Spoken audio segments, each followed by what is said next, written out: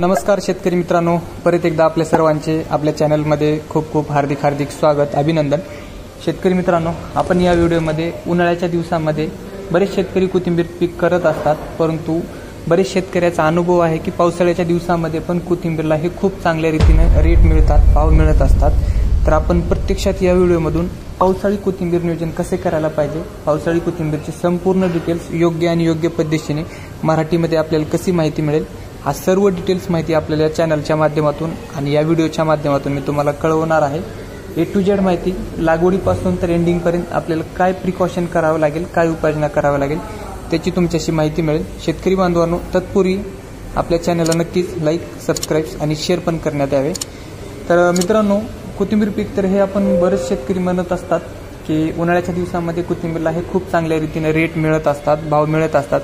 सध्याला 2024 मध्ये मे मध्ये हे बरेच शेतकऱ्यांना 1 एकरचे 3 लाख रुपये, 4 लाख रुपये, 2.5 लाख रुपये असे पैसे बनले। परंतु मित्रांनो, आता बरेच शेतकरी म्हणत असतात की पावसाळ्याच्या दिवसांमध्ये कोथिंबीर पिकाची आपण लागवड केल्यानंतर इतर पिकापेक्षा आपल्याला रेट मिळतील का, त्याचा फायदा होईल का, तर त्याची पण आपल्याला निष्काळजी कशी घ्यावी लागेल, त्याची पण काळजी आणि त्याची पण माहिती आपल्याला मिळणार आहे। तर मित्रांनो, पावसाळ्याच्या दिवसांमध्ये आपल्याला कोथिंबीर पीक जर करायचे असेल तर अतिशय महत्त्वाचं आहे की शेतकरी बांधवांनो, आपण जमीन कशी निवड करतायत, जमीन कोणती घेतायत आणि जमिनीला आपल्याला कशा रीतीनं आपल्याला त्याची मेहनत करावी लागेल। तर शेतकरी बांधवांनो, सगळ्यात अगोदर असं आहे की आपण समजा उन्हाळ्याच्या दिवसामध्ये तर जमीन बऱ्यापैकी काळी कसदार घेत असतो, परंतु पावसाळ्याच्या दिवसामध्ये जमीन तशी नको। पावसाळ्याच्या दिवसामध्ये आपल्याला जमीन मुरमाड, पाणी निचरायुक्त होणारी जमीन आणि बऱ्यापैकी उंच ठिकाणीवाली कोथिंबीरसाठी आपल्याला जमीन हवी।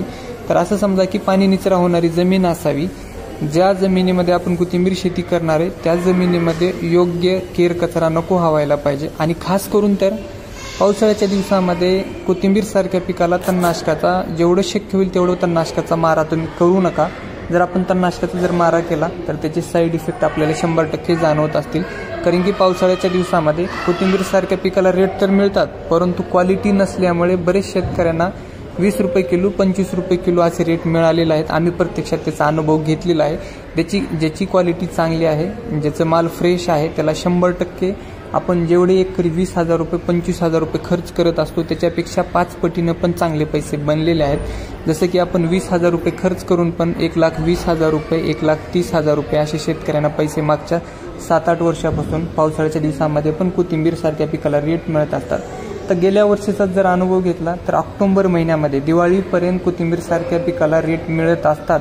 एखादी वेळेस जर अवकाळी पाऊस जर जास्त झालं, जिथं नुकसानग्रस्त जर झाली, समजा करपा वगैरे आलं किंवा टाका आले, असे बरेचसे प्रॉब्लेम कोथिंबीरवरती येत असतात, तिथंच आपल्याला थोडंफार प्रमाणामध्ये रेट कमी मिळतील। पण अक्षरशः शेतकरी बांधवांनो, हे माझं वैयक्तिक बोल अनुभवाच्या माध्यमातून मी कळवत आहे। कुठं तुम्हाला म्हणजे कागदी प्रॅक्टिकली नॉलेज घेतलेलं नॉलेज आम्ही तुमच्याशी कळवत आहेत। तर मित्रांनो, बरेच ठिकाणी जिथं करपा नाही, जिथं टाका नाही, जिथं रोगराई नाही, तिथं बरेच शेतकऱ्यांना, बरेच कास्तकारांना 1 एकरमध्ये पण 2 लाख रुपये, 2.5 लाख रुपये झालेले आहेत। पण शेतकरी मित्रांनो, अतिशय महत्त्वाचं आहे की 1 एकरसाठी आपल्याला उन्हाळ्याच्या दिवसामध्ये तर आपण 40 किलो बियाणं, 45 किलोपर्यंत एकरी बियाणं पेरणीसाठी वापर करत असतो, परंतु पावसाळ्याच्या दिवसामध्ये कोथिंबीर सारख्या पिकाला 1 एकरसाठी बियाणं जर घ्यायचं असेल तर 30 ते 32 किलोपर्यंत 1 एकरसाठी बियाणं आपल्याला लागेल। आणि 2 लाईनमधलं अंतर जे असणार आहे तर 9 इंचाचं 2 लाईनमधलं अंतर ठेवण्यात यावा। शेतकरी मित्रांनो, उन्हाळ्याच्या दिवसामध्ये कोथिंबीर सारख्या पिकाला 3 फवारणी जात असतात आणि पावसाळ्यासारख्या दिवसामध्ये कोथिंबीर सारख्या पिकाला 4 ते 5 फवारणी होत असतात। शेतकरी बंधूंनो, पावसाळ्याच्या दिवसामध्ये आपल्याला काळजी अशी घ्यायला पाहिजे की पहिल्या फवारणीपासून आपल्याला योग्य बुरशीनाशकाचा, योग्य टॉनिकचा आणि कोथिंबीर आपली पिवळी पडू नये किंवा करपा येऊ नये किंवा टिका येऊ नये। सगळ्यात अतिशय दुर्दैवी म्हणजे बरेचसे शेतकरी करप्यासाठी तर भारी औषधं पण वापर करत असतात, पण मिळावं तसे रिपोर्ट मिळत नाहीत। त्याचे थोडं अचूक नियोजन होत असल्यामुळे, योग्य वेळी आपण योग्य औषधांचा मारा करत नसल्यामुळे पण हे बरेचसे चुका शेतकऱ्यांना जाणवत असतात। तर बरेच कास्तकार, बरेच शेतकरी परफेक्टली नियोजन करून बऱ्यापैकी फवारणीसाठी, जर समजा शेतकरी बांधवांनो 1 एकरसाठी पहिली फवारणीसाठी जर आपला 1000 किंवा 1200 रुपये जर खर्च येत असेल 7 किंवा 8 पंपासाठी, तर प्रॅक्टिकली जे शेतकरी जुने 7-8 वर्षापासून कोथिंबीर शेती करत असतात ते पहिली फवारणीसाठी 1,500 रुपयेपासून तर 2,000 रुपयेसाठी 1 एकरसाठी पहिल्या फवारणीसाठी खर्च करत असतात। असं सर्व 4 आणि 5 फवारणीचा खर्च जर विचार केला आपण तर 6 ते 7,000 रुपये एकरी खर्च कोथिंबीर सारख्या पिकाला पावसाळ्याच्या दिवसामध्ये जात असतात। शेतकरी बंधूंनो, रिस्क पण आहे, पैसा पण आहे, असे समजू नका की फक्त पैसा जाणार आहे, वाया जाणार आहे। बरेच भागात बरेच शेतकरी म्हणत असतात, बरेच सल्ला देतात की पावसाळ्याच्या दिवसामध्ये कोथिंबीर पिकाला डिमांड नसते, भाव नसते, कुणी घेऊन पण जात नाही। असं काहीच नाही शेतकरी बांधवांनो, तुम्ही मागच्या 4-5 वर्षाचा तुम्ही अनुभव घ्या।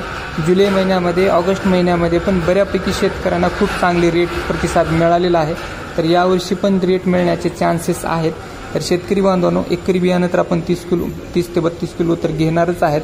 आणि अतिशय महत्त्वाचं म्हणजे की पावसाळ्याच्या दिवसामध्ये खत नियोजन आपल्याला कसं करायला पाहिजे। शेतकरी बांधवांनो, जेवढं शक्य होईल तेवढं गंधक या खताचा पण वापर करत चला। सोबतच 10-26-26 किंवा 24-24-0 या दोन्हीपैकी जे खत तुमच्या भागामध्ये मिळणार आहे त्या खताचा तुम्ही वापर करत चला।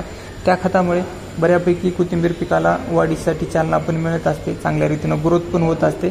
शेतकरी बंधूंनो, पावसाळ्याच्या दिवसामध्ये कोथिंबीर पिकावरती तेजपणा किंवा तजेलदारपणा किंवा फ्रेशनेसपणा नसतो।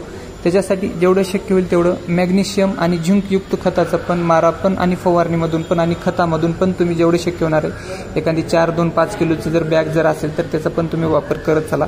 त्याचा एक तुमच्याशी चांगलाच मोबदला मिळेल। जसे की मॅग्नेशियम सल्फेट एकरी तुम्ही 10 किलो पण पेरणीसोबत पण देऊ शकतात। ते दिल्याने बऱ्यापैकी कोथिंबीर हे काळुकी पण, त्याची काडी पण, पानं पण फ्रेश असतात। कारण की पावसाळ्याच्या दिवसामध्ये हे वातावरण जे असणार आहे म्हणजे संपूर्ण ढगाळयुक्त, आर्द्रतायुक्त असल्यामुळे फोटोसिंथेसिसची किंवा प्रकाश संश्लेषणची क्रिया जी कमी होत असल्यामुळे बऱ्यापैकी आपल्याला हिरवीगार लसलशीत कळा मिळत नसते। म्हणून तुम्ही मॅग्नेशियम आणि झिंकयुक्त खताचा पण वापर करत चला, त्याचा एक तुमच्याशी फायदा होईल। शेतकरी बांधवांनो, जर तुम्हाला खात्रीशीर आणि योग्य बियाणं पाहिजे असेल तर संपर्क क्रमांक आहे 82-75-20-61-53 या नंबरवरती तुम्ही संपर्क साधून जर तुम्हाला खात्रीशीर गावरान कास्ती बियाणं पाहिजे असेल तर स्क्रीनवरती मोबाईल नंबर येत आहे, त्या नंबरवरती संपर्क साधून संपूर्ण डिटेल्स माहिती घेऊ शकतात। शेतकरी बंधूंनो, अजून तुम्हाला सविस्तर डिटेल्स माहिती पाहिजे असेल तर नक्कीच तुम्ही त्या कॉलला नंबरला फोन करा, तुम्हाला डिटेल्स A to Z लागवडीपासून तर एंडिंगपर्यंत माहिती मिळत जाईल। शेतकरी मित्रांनो, कोथिंबीर सारख्या पिकाला जेवढं तुम्ही टाळणार आहे, जेवढं तुम्ही त्याच्यावरती काम करणार आहे, जेवढं तुम्ही त्याला फोर्स देणार आहे तेवढी तुम्हाला त्याचे मोबदला मिळणारच आहे।